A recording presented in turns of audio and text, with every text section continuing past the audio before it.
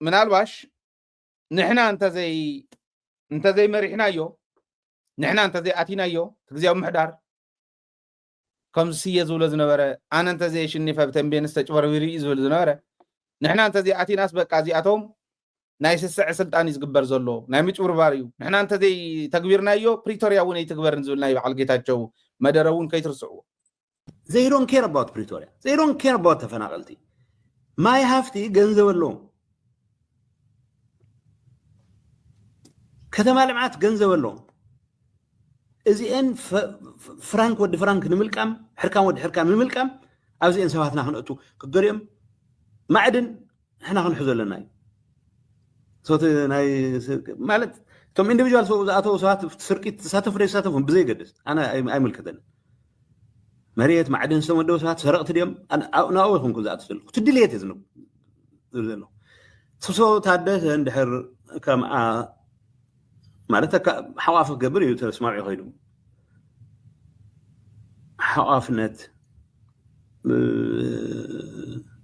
دحنكن مستوى المس سمعنت انت ايدير يመስለኩም ካፍቶም ዝነበሩ ተላእክትና ይብልጽግና ናጌታቸው ቲም ካብኣቶም ክእቱ ዝብል ስምዕነት ነይርዎ ይወዶ ወረደ እዚኣ ስለ ዘይገበረ እዮም ዝሃሉ ዘለው ሕዚ እዚ ኩሉ ዘረባት ሰምዕዎ ዘለኹም እዚ ኣይገበረን እዚ ሃፍት ኣለዎ እዚ ሃፍት የብሉን ዝብል ገንዘብ ኣለዎ ገንዘብ የብሉን ዝብል ኣነ እስካዕ ሕዚ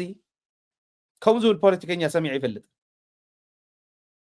እዚኣ ገንዘብ ስለ ዘለዋ ናብዚኣ ከኣቱ እዚኣ ገንዘብ ስለ ዘለዋ ናብዚኣ ከኣቱ ዝብል ይወርዎ ስለ ዝነበሩ ስለ ዝፈልጠ እዩ ከምኡ ዝብል ዘሎ ጌታቸው ይወርዮም ነይሮም ማይ ሃፍቲ ናይ መሬት ናይ ማዕድን تزغورو وزن وريز نغرنا زل لب ክንገብር ክንክእል ኣለና ሕዚ ጌታቸው ክሕዞ ከለኹ መርሖ ከሎ ማንም ናብ ማንም እንተኣተወ ፀገም የብሉን ወዲ ወረደ ክሕዞ ከሎ ካሊእ ክምደበሉ ከሎ ምጭውርባር እዩ ምስራቅ ገንዘብ እዩ ምብኻን ማዕድን እዩ ህረፍ ገንዘብን ህረፍ ስልጣንን እዩ ፍትሓዊ ኣይኮነን ሓቋፋ ኣይኮነን ማለት من كحقف كل حقافه يزبال حدا غزي نزاربو نقولن بارتات زحازه زحقفه خونه لو بيت مخرج زبال حدا ساعات كزاربو سمعوا تودادير كاكو يزو تبيت مخرج تودادير كاكو يزو تسلطان ناي يبصحيوم ناي ኢትዮጵያ ሪኢኹም ማዮ ብሔራዊ ተዋጽኦ ዘለዎ ሰራዊት ይኹን ተባሂሉ ሰራዊት ትግራይ ሰራዊት ኢህወደግ ዝነበረ ክምለስ ከሎ ብሔራዊ ተዋጽኦ ዘለዎ ንኢትዮጵያ ዝመስል ሰራዊት ይገበረ ዝተባሃለሉ ግዜ ዘይሓለወ ውሳነ ኤርትራን ክትወርር ገይርዋ እቲ ኩሉ ምድማይ እቲ ኩሉ መስዋዕትነት ዝመፀ ከምኡ ዓይነት ዝንቡዕ ዝኾነ ውሳነ ክመፅእ ከሎ እዩ ቢሮ ይኹን ናይ ቤት ምክሪ ኣባልነት ቢሮ ምምራሕ ይኹን ናይ ቤት ምክሪ ኣባልነት ተወዳዲርካ ብዓቕሚ ክኸውን ክኽእል ኣለዎ ተወዳዲሩ بعقم اندحر اشنفو حبر قلمو تفلالي يخونس ان كلي يتويلكا بيت مخري يسرح كومو غيركا يسرح حزبي زمرص حزب زمرص يمرح دق انستي انت خوينن كلن دق انستي مرحا دق توعتي انت خوينن كلن دق توعتي مرحوا ተዋጽኦ ናይ ግድ ነው ዝኾነሉ ንኣብነት ጉዳይ ደቂ ኣንስትዮ ዝመርሕ ወዲ ተባዕታይ ክተቕምጥ ኣይትኽእል ናይ ግድ ነው ዝኾነሉ ከምዚ ክትሰርሕ ትኽእል ኢኻ ተዘይኮይኑ ግን ንዕዋፁ ናይዚ ፓርቲ እናተባሃለ ባንዳታት በዓል እዚኦም እውን ህዝቢ ጥፊኦም ከብቅዑ ከለው ነዚኣቶም እውን ንተዋፅኦ ተባሂሉ ሓቋፋይ ክኾን ተባሂሉ ናይ ተመንን ናይ ርግቢትን እንቋቑሖ ማይ ከይወቅዑ ሓቋፋይ ይኮን ተባሂሉ ርግቢት ሓቂፋቶ ክትሓደር ኣይትኽእል ኣይከኣልን እዚና ክነስተውዕል ዘለና ህዝቢ ይመርፅ ህዝቢ በዓል ስልጣን ህዝቢ እንተኮይኑ ንህዝቢ ኢኻትዎ ድሕሪኡ ዝመፅእ ተቕበል ብፀጋ ተቕበሎ ህዝቢ እንተመሪፁ እንታይ ተመረፁ ስልጣን ክሕዙ እንታይ ተመረፁ ቤት ምክሪ መስሪትና ክብሉ ኣብ ልዕሊ ህዝቢ ምጭፋር ኣብ ልዕሊ ህዝቢ ከምዚ ዓይነት ግፍዕ ምፍፃም እዩ ዝኸውን ተዋና ብጣዕሚ ዝገረመኒ ግን ስለ ፕሪቶሪያ ይግደሽን ኢሉ ጌታቸውስ ከምኡ ናይ ምባል ሞራል ኣለዎ ስለ ፕሪቶሪያ ይግደስን ኢሉ ናይ ምዝራብ ሞራል ኣለዎ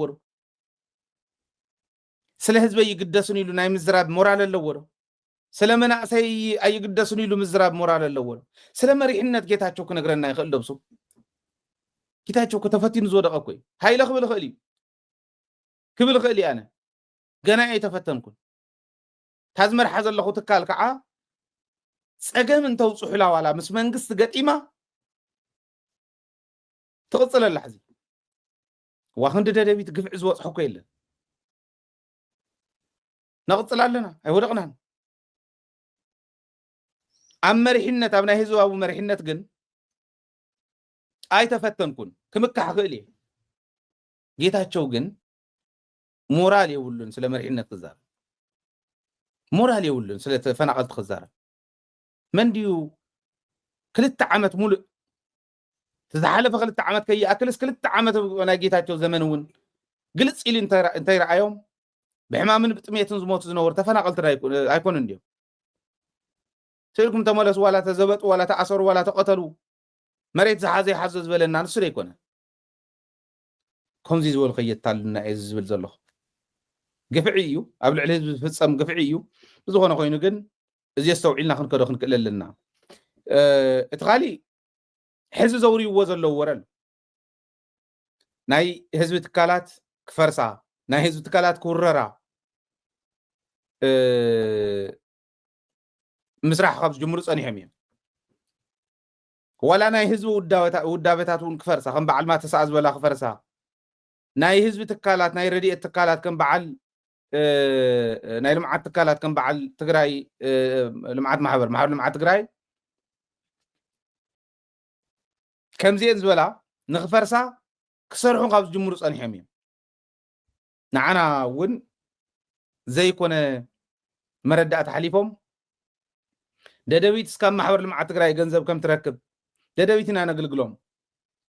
ማስታወቂያ ክሰርሑ መፋለጢ ክሰርሑስ ብነፃ ኢና ንሰርሓሎም ደደቢት ቴሌቪዥን ንሕና ብዝሃብና ንሕና ከም ተቐበልና ምሲሎም ክንደይ ወረወርዮም ማሕበር ልምዓት ትግራይ እውን መግለፂ እስካዕ ተውፅእ ገይሮማ እዮም ሃይለስ ጁባይ እናተጎርጎርኩ ባንኪ ኣካውንተይ እናዝሓቕኩ ቴሌቪዥን ጣብያ መስሪተን ህዝበይ ክንዲ ዘንቃሕኹ ገንዘብ እያ ተኸፊልዎ ኢሎም ታሪፋ ተኣክል ስባር ታሪፋ ረኺብናላ ዘይንፈልጥ ትካል እሞ ባዕልና ኢንቨስት እንዳገበርና ኣላ ኣባላት ኮይና እንዳሰርሕና ብሚድያና እውን ክኸፍሉ እንዳተገበኦም ናይ ህዝቢ ትካል ኢልና ብነፃ እንዳሰርሕና እንዳሃለና ሓሶት ሓስዮም ዝብልዎ ዝነበሩ ትፈልጥዮም ሕዚ ከዓ ጉባኤ ይገብሩ ስለ ዘለው ናይ ማሕበር ልምዓት ትግራይ መበል 12 ጉባኤ ይካየድ ስለ ዘሎ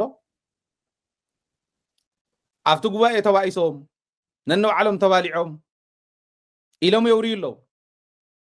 ሓዊሶም ሕዚ ነቱ ባዕሎም መግለፂ ኣውፅኦም ዝመለስዎ ማሕበር ልምዓት ትግራይ መግለፂ ኣውፅኦም ዝመለስዎ ከምዚ ዓይነት ፅሑፋት እውን ይፅሑፍ ንደደቢት ልዕሊ 60 ሚልዮን ቅርሺ ሂቦም ዝነበሩ ይብሉ እሞ ይገብርዎ እንደዳ ኣይገብርዎ እንደዳ 600,000 ማለት 60 ሚልዮን ማለት 600,000 ዶላር ማለት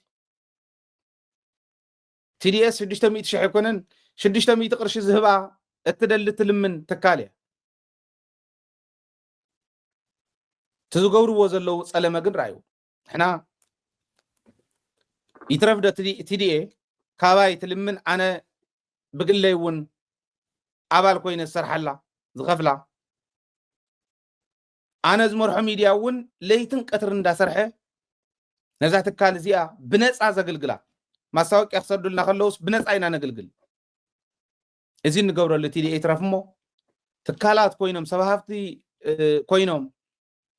ግለሰባት እውን ክሕግዙ እንዳተገበኦም ኣባላት ኮይኖም ተሓጊዝና ዘይንፈልጥ ተወፅዕ ሚድያ ኮይኑ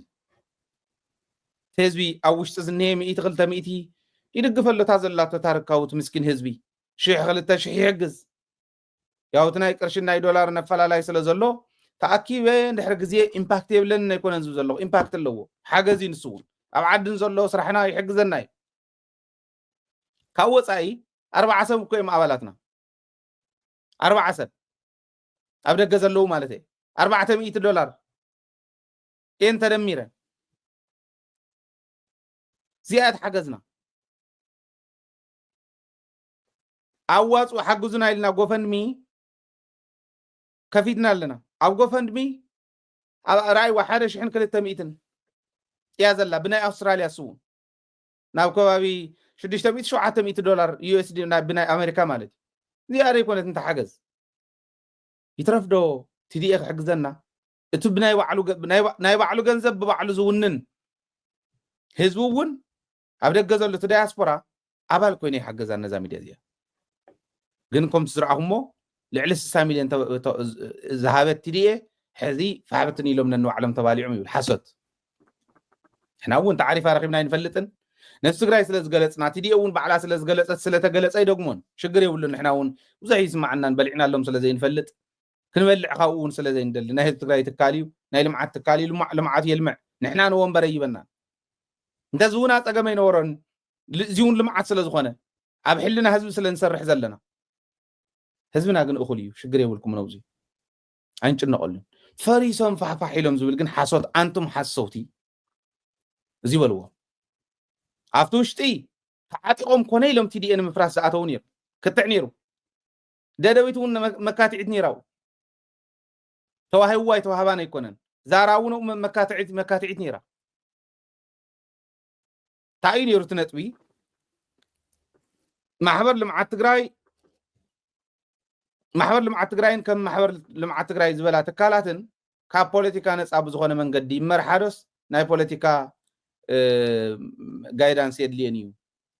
እዚ ነርት መካትዕ ነጥቢ መን እንታይ ኢሉ ንፈልጦ ኢና በዓል ታደለ በዓል ቴዎድሮስ ዶ ካሊዶ ትበሃሉ እንታይ ኢልኩም ንፈልጥ ኢና ክነውጾ ኢና ብመዓልቱ ሽግር የብሉ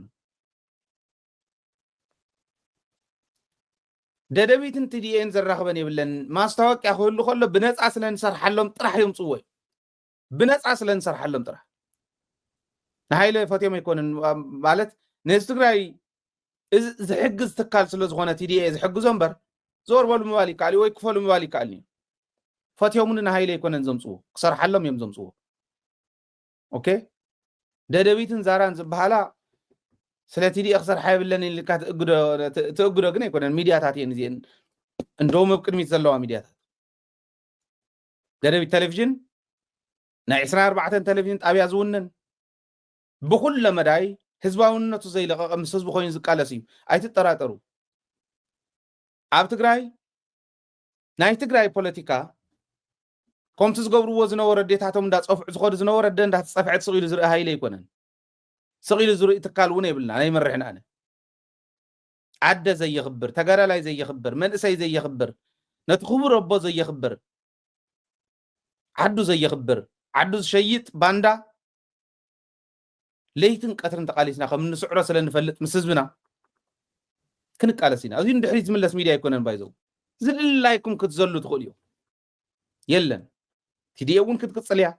قومن داولت يا مسيا ددويتون كتقصليا ህዝብ ትግራይ ውን አገልግሎት ተረከቢ በዚ እንዝረኽቦ እዚ ነይሩ ስለዚ ቲዲኤ ኣይተባልዑን አውን የሮም ባንዳታት ወህወህ ዝብሉ ግን ቅሩብ እዮም ብንእሽተይ ሸቁመጥ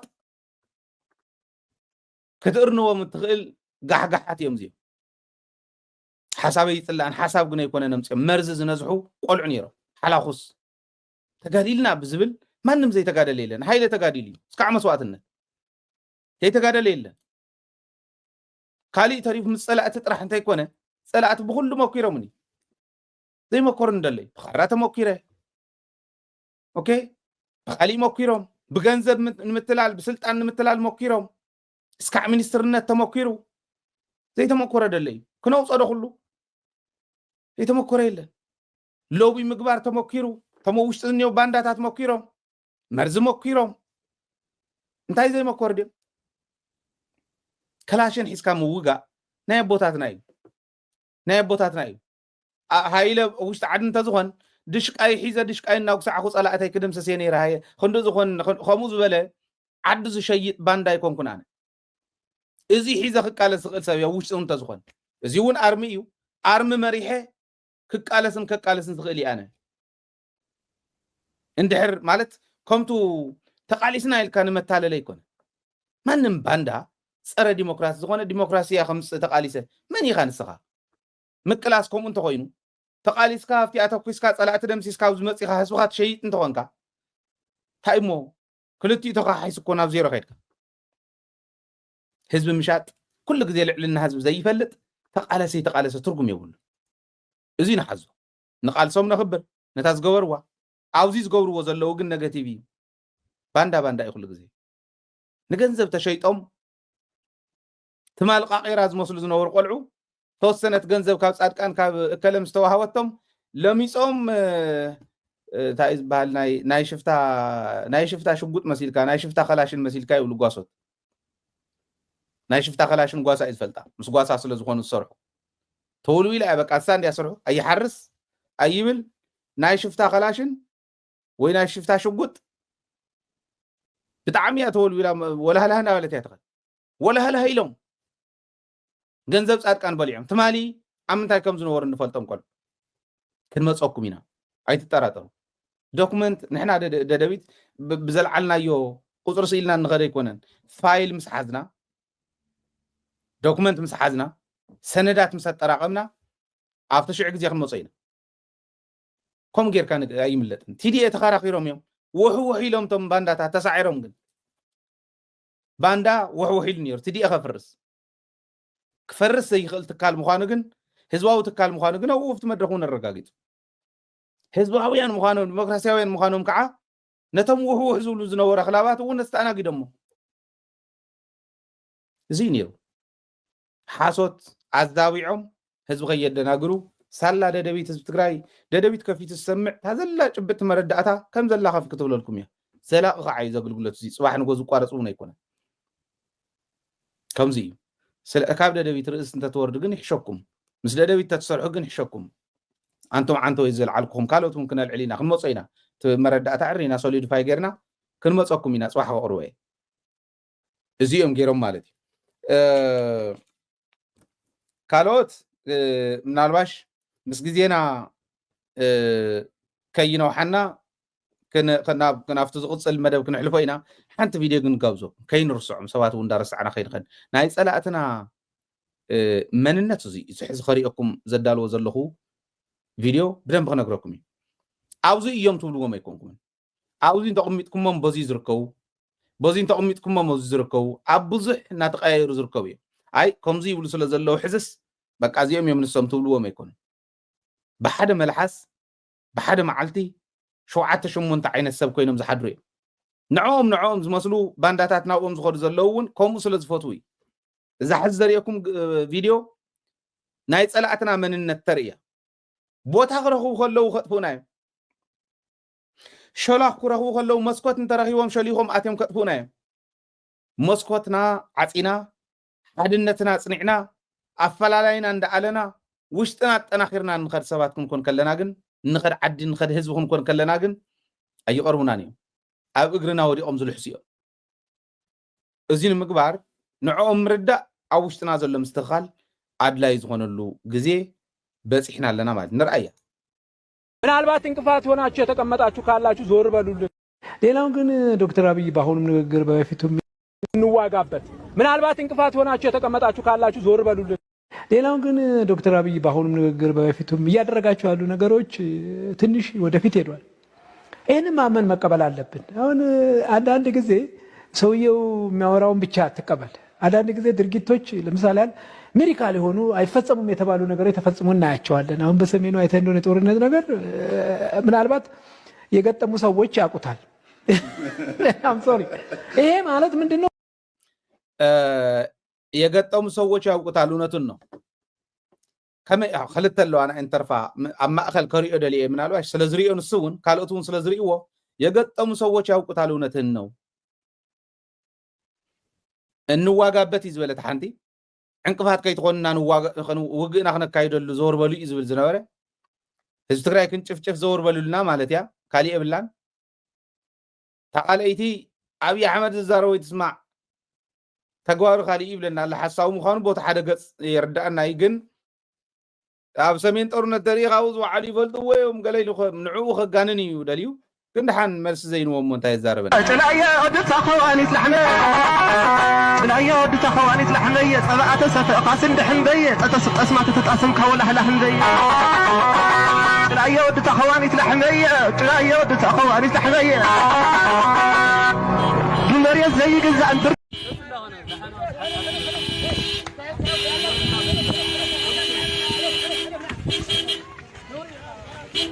عن جونتا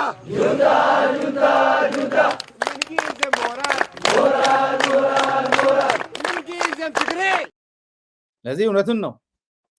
እዛ የዋሉ ያውቁታል እነዚህ ጎርፍ አይደሉም ቁጫጭ አይደሉም ኦኬ የቁጫጭ ሰልፍ አይደለም ታላቁ ሩጫ ዝወሎ ባጫ